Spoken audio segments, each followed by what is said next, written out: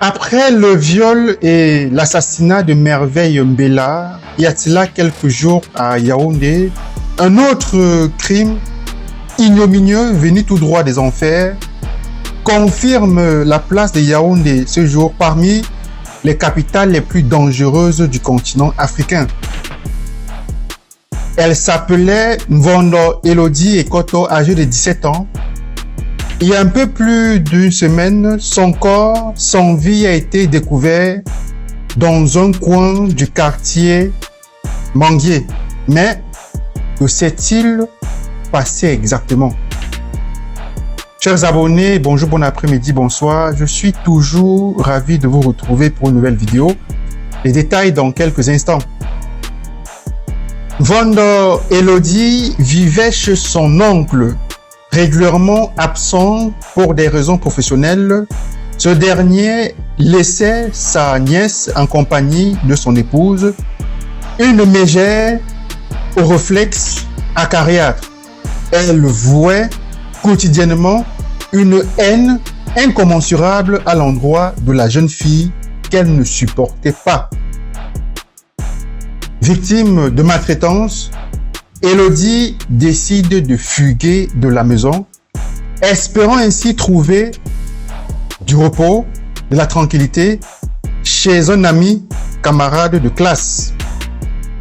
Elle arrive au domicile de ce dernier, qui est absent, s'assoit à l'entrée du domicile où elle s'endort. Dans la soirée, deux individus ayant aperçu Elodie couchée à l'entrée de cette résidence se rapprochent d'elle et lui proposent leur aide.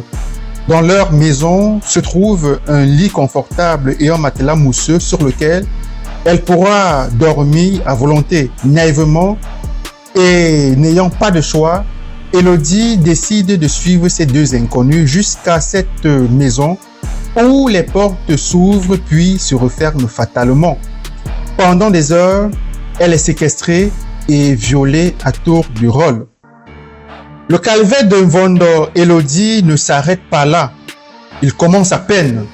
Les deux bourreaux décident de faire appel à leurs amis qui se succèdent au nombre de 8.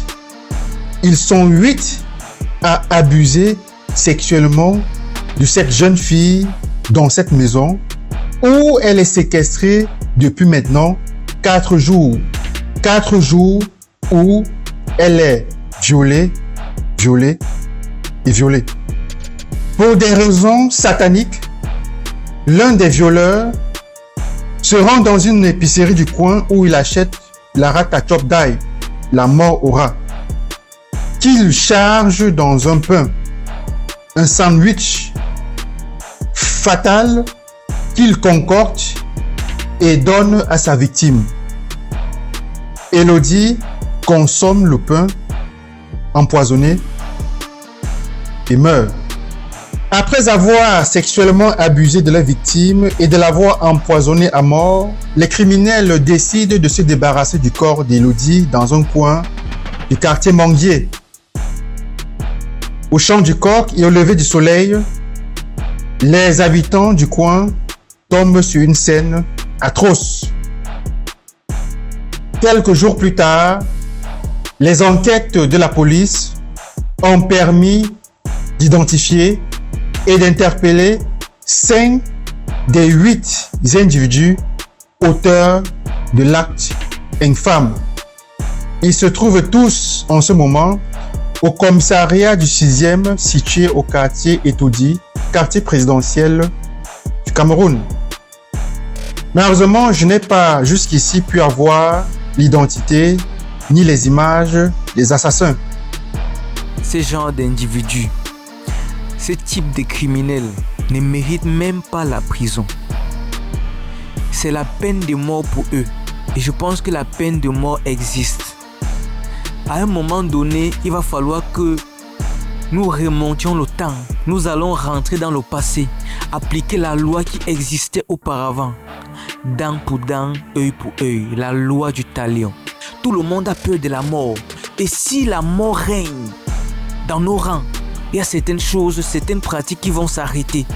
Vous êtes d'accord avec moi? que même d'ici quelques temps, ces genres de personnes, après 6 mois en prison, les négociations en bac derrière, on sait qu'ils vont être libérés. Ils seront de nouveau parmi nous, dans cette société, dans ces dehors. Et une personne qui a déjà eu à pratiquer, à faire ce genre de pratique, ne peut pas changer du jour au lendemain. La prison ne peut pas le corriger. Le mec dit qu'il a confondu la rate à chop d'ail à la drogue. Il pensait que c'était la drogue qui chargeait dans le pain. Non, mais non. Est-ce que tu peux demander la drogue, on te donne la rate à chop d'ail? Moi, je ne pense pas que les vendeurs de drogue vendent la rate à chop d'ail. Donc, il est allé vers une personne qui vend de la drogue. Au lieu de donner la drogue, on t'a donné la rate à chop d'ail. Mais il raconte des bobas, ces mecs. Il y a les gens qui voulaient savoir pourquoi on a arrêté cette femme. Donc c'est la tante d'un des criminels. Elle cachait le criminel chez elle. Elle cachait son neveu et les deux ont été arrêtés. Nos condoléances les plus attristées à la famille de la victime de cette petite. Abonnez-vous, partagez, likez, commentez, abonnez-vous et à bientôt pour une nouvelle vidéo.